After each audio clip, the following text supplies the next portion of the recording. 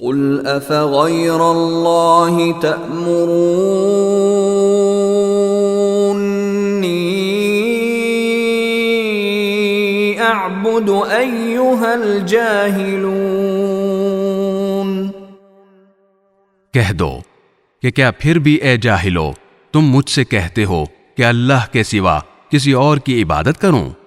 وَلَقَدْ أُوحِيَ إِلَيْكَ وَإِلَى الَّذِينَ مِن قَبْلِكَ لَئِنْ أَشْرَكْتَ لَيَحْبَطَنَّ عَمَلُكَ وَلَتَكُونَنَّ مِنَ الْخَاسِرِينَ۔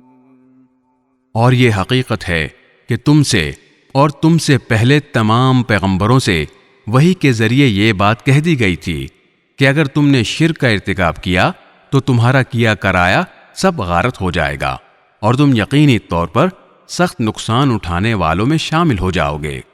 بل اللہ فاعبد وکن من الشاکرین، لہذا اس کے بجائے تم اللہ ہی کی عبادت کرو اور شکر گزار لوگوں میں شامل ہو جاؤ۔